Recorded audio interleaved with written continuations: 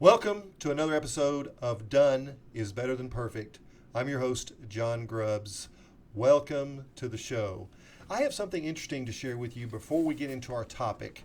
On this date in history, March 3rd, 2018, Roger Bannister, the first person to run a 4-minute mile.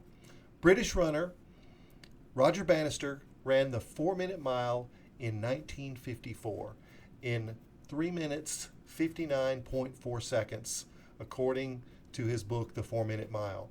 And his training consisted primarily of 30-minute runs consisting of hard intervals 3 to 4 times a week.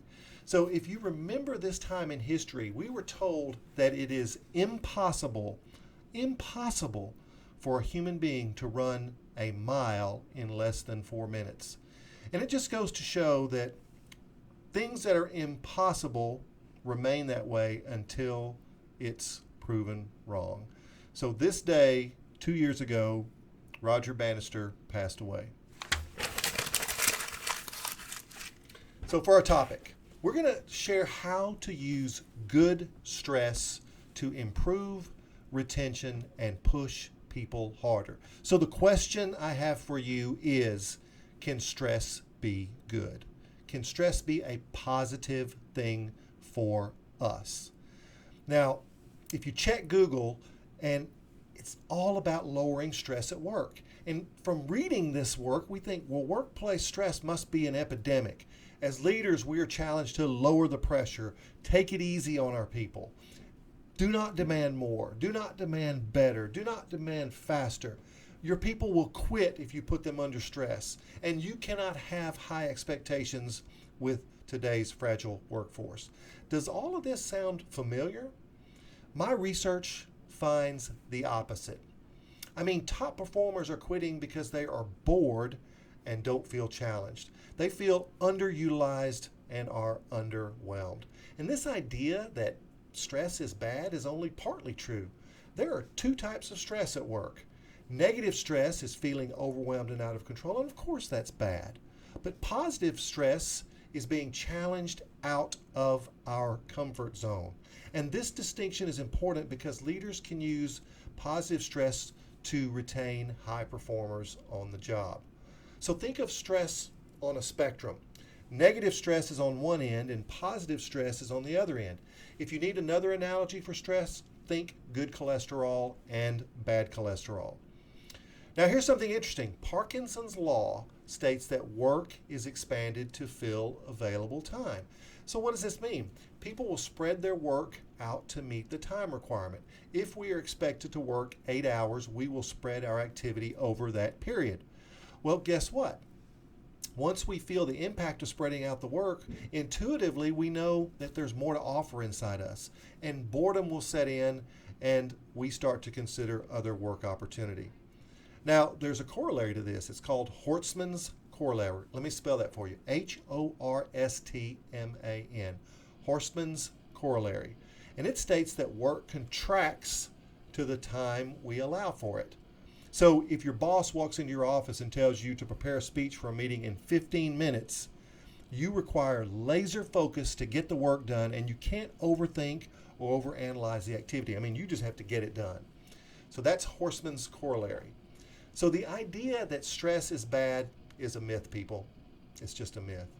Our bodies are built for stress, both physically and physiologically. Think about the psychology that comes with stress. We need stress in our lives to grow physically, and we need to feel valued mentally. Negative stress is usually the byproduct of fear and failure. Let me say that again. Negative stress is usually the byproduct of fear and failure. It is the story we tell ourselves in our minds. Positive stress, on the other hand, is about growth and learning. And here's the thing that's interesting. Both types of stress bond us as humans. We bond with other people through shared stress, both good and bad. Sebastian Junger studied survivors of the London bombing by the Germans during World War II. And these people, much later in their lives, they were in their 80s and 90s, described that period, that bombing period, as one of the best times of their lives. How in the world?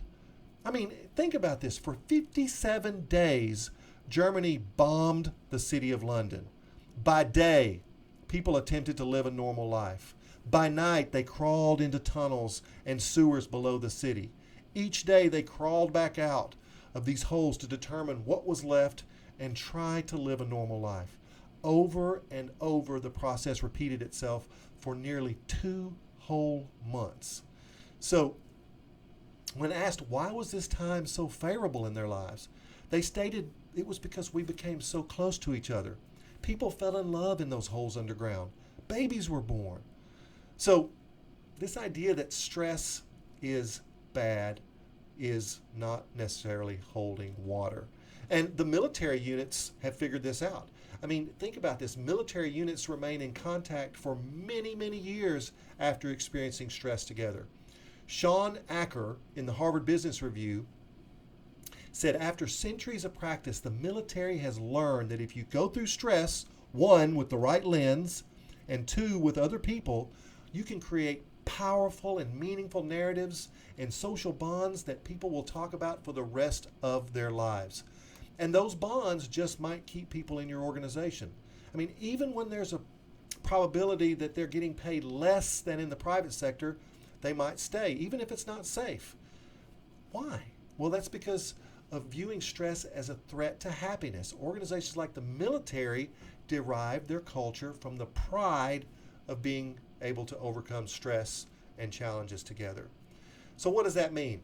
Well, it means we're learning that teams under the optimum amount of stress are valuable to attracting and retaining top talent. Let me say that again.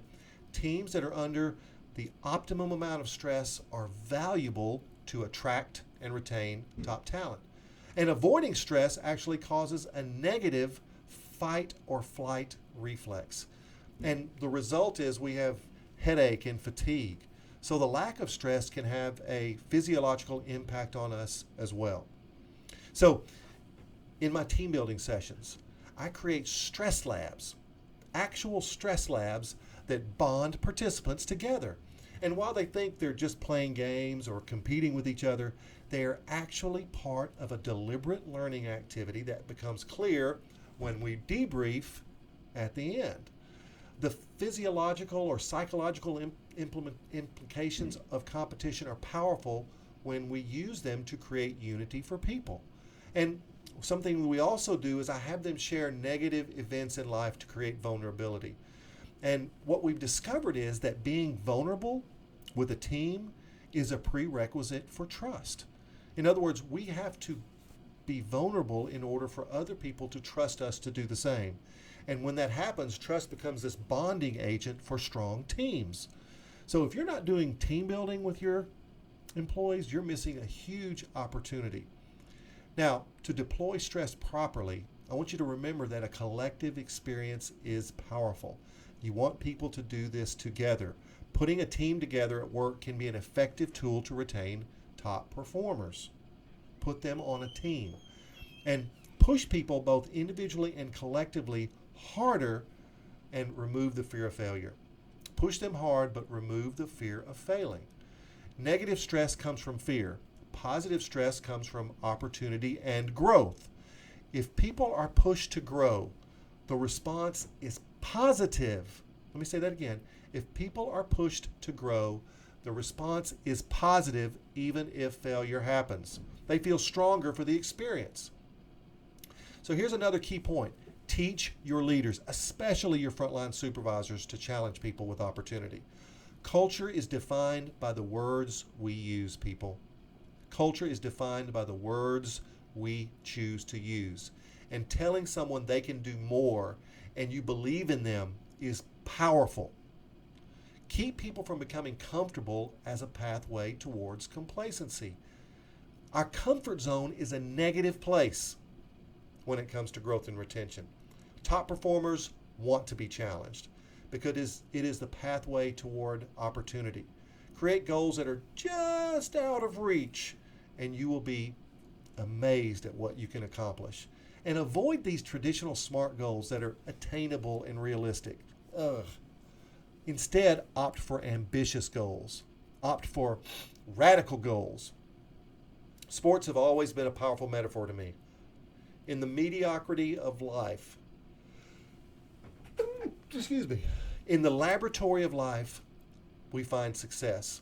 And sports is this lab. A coach that believes in you and believes you can do more than you believe you can is inspirational. A boss that believes you can do more is equally as inspirational. So train your supervisors to deploy good stress. Top performers will stay. Opt for the easy button and top performers will bail. They will leave.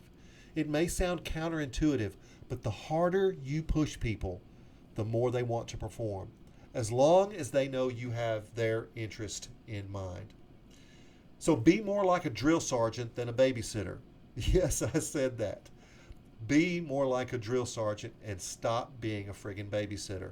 The most important lesson I teach supervisors, managers, executives, including CEOs, is that people want to be challenged more than they want to be liked.